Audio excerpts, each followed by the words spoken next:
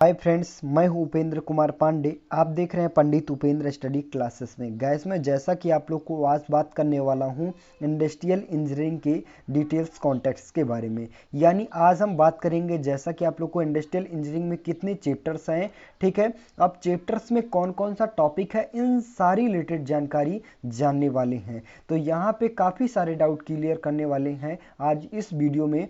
तो यहाँ पे वीडियो काफ़ी हेल्पफुल होने वाली है। वीडियो लास्ट तक देखना, तभी आप लोग को समझ में आएगा। चलिए बात करें, जैसा कि आप स्क्रीन के माध्यम से देख पा रही हैं, इंडस्ट्रियल इंजीनियरिंग मैकेनिकल 6 सेमेस्टर। अब जैसा कि आप लोग को डिटेल्स कॉन्टेक्ट्स के बढ़ने से पहले मैं एक चीज़ और आप लोग को इन्फॉर्मेशन देना चाहता हूं। जैसा कि आप लोग को मैंने बताया था कि अगर आप मैकेनिकल 6 सेमेस्टर में प्रोडक्शन लाइन पे अगर स्टडी कर रहे हैं तो इस बार आप लोग को बहुत सारा धमाका होने वाला है।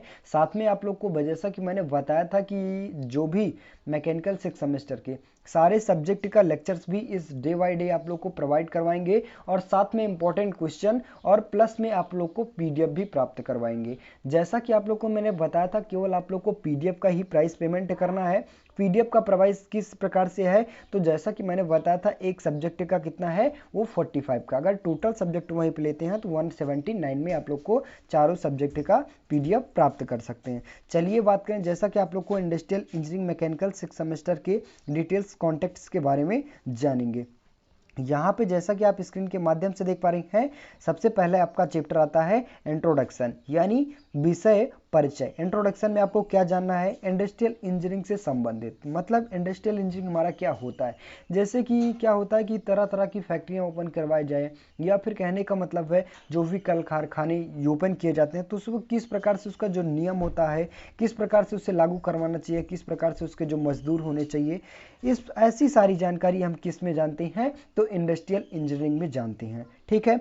तो यहाँ पे आप लोग को इंट्रोडक्शन में यही सारा जानकारी जानना है, किस प्रकार से क्या उसका लेवल होता है, किस प्रकार से उसको इंडस्ट्रियल हम तैयार करते हैं, और इंडस्ट्रियल तैयार करने के बावजूद हम क्या करते हैं, उसमें कौन सा प्रोडक्ट किस प्रकार से चयन करते हैं। ऐसी सारी जानकारी हम किस में पढ़ेंगे, तो इंडस्ट्रियल इंजीनियरिंग नोट्स में पढ़ेंगे। तो यहाँ पे आप लोग को पहला चैप्टर आता है उत्पादकता, यानी प्रोडक्टिविटी क्या होती है।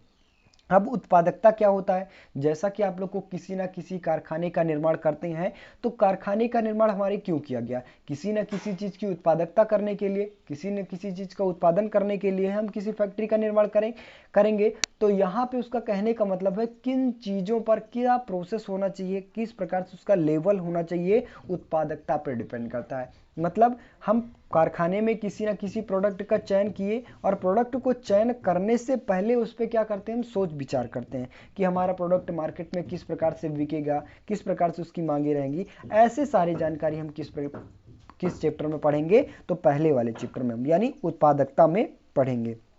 नेक्स्ट चैप्टर की बात किया जाए, वहीं पे कार्य अध्ययन यानी वर्क स्टडी। अब कार्य अध्ययन कहने का मतलब यही हुआ कि जैसा कि आप किसी प्रोडक्ट का निर्माण करते हैं, तो उस प्रोडक्ट को किस प्रकार से, किस जगह पे, किस लेवल पर हम निर्माण कर रहे हैं, ऐसे सारे प्रोसेस किस चैप्टर में पढ़ने को मिलेंगे, तो यहाँ पे सेकंड वाले चैप्टर में। अब नेक्स्ट टॉपिक की बात किया जाए, मेथड स्टडी क्या होता है, कार्य विधि अध्ययन।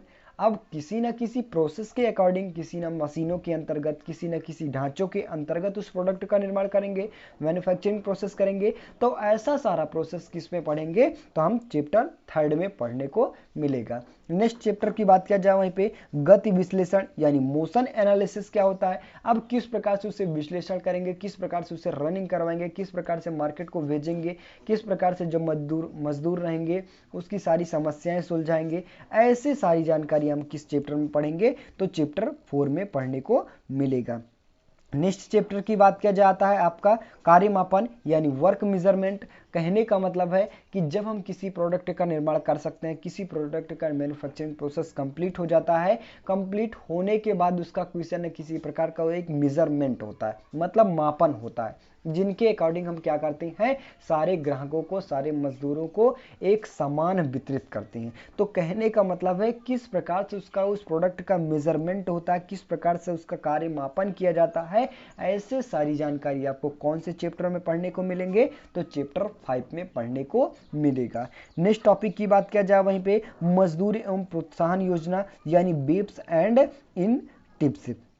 मतलब क्या होता है मजदूर एवं प्रोत्साहन योजना। क्या होता है कि जैसे कि किसी न फैक्ट्रियों में कई सारे मजदूरों का कार्य कर लिया गया, ठीक है, इकट्ठा कर लिया गया और उनको तरह तरह के कामों को वितरित कर दिया गया। और वितरित करने के बाद क्या होता है उसमें किसी न किसी मजदूरों को उत्साहित करना पड़ता है कि आपको ये कार्य करना पड़ेगा, मतलब प्रोत्साहन करना पड़ता है।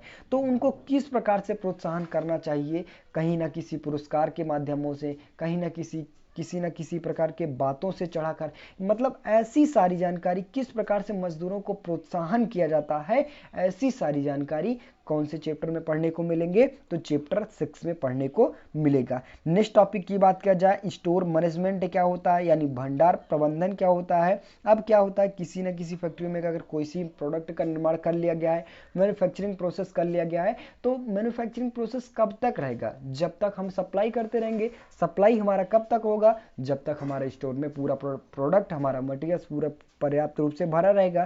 तो कहने का मतलब यह हुआ कि जब हम किसी फैक्ट्री में किसी मटेरियल्स का निर्माण करते हैं तो उसको रखने के लिए भी किसी न किसी चीज का प्रबंध किया जाता है, ठीक है। तो ऐसे सारे प्रोडक्ट, ऐसे सारी जानकारी हम किस चैप्टर में पढ़ेंगे, तो चैप्टर 7 में पढ़ने को मिलेगा। नेक्स्ट वहीं पे आता है लास्ट चैप्टर, औद्योगिक सुरक्षा यानी इंडस्ट्रियल सेफ्टी। क्या होता है, जब जैसा सारा ऐसा प्रोसेस, यानी कहने का मतलब है इंडस्ट्रियल किसी कारखाने का निर्माण कर लेती हैं, तो करने से पहले क्या करते हैं, उससे सेफ्टी हमें बहुत ज़रूरत होती है। मतलब गंदे जो मल मूत्र होंगे या फिर पानी वगैरह वेस्ट होगा, तो उसे किस जगहों पर छोड़ा जाएगा, किस जगह पे जो उसकी वायु वगैरह रहेगी, किस तरह से वेरीफाई करेंगे, ठीक है। ऐसी सारी जानकारी किस चैप्टर में पढ़ने को मिलेंगे, तो इंडस्ट्रियल सेफ्टी यानी औद्योगिक सुरक्षा, यानी लास्ट चैप्टर, चैप्टर 8 में पढ़ने को मिलेगा। आई होप गाइस यहाँ पे आप लोग को फर्स्ट से लेकर चैप्टर 8 तक मैंने समझाया, और इंडस्ट्रियल इंजीनियरिंग चैप्टरों में क्या क्या पढ़ना है, कैसा क्या प्रोसेस होने वाला है, वो आप लोग को नेक्स्ट क्लासेस में, मैंने मतलब कि फर्स्ट क्लासेस में जब मैं फर्स्ट चैप्टर पढ़ाऊंगा तो विस्तार से वहाँ पे समझाएंगे। तो बस गाइस आज के लिए इतना ही। वीडियो अच्छी लगी हो, चैनल पे नए हो, चैनल को सब्सक्राइब कीजिए, ज़्यादा से ज़्यादा शेयर करने की कोशिश कीजिए। मिलते हैं नेक्स्ट वीडियो में, तब तक के लिए जय हिंद।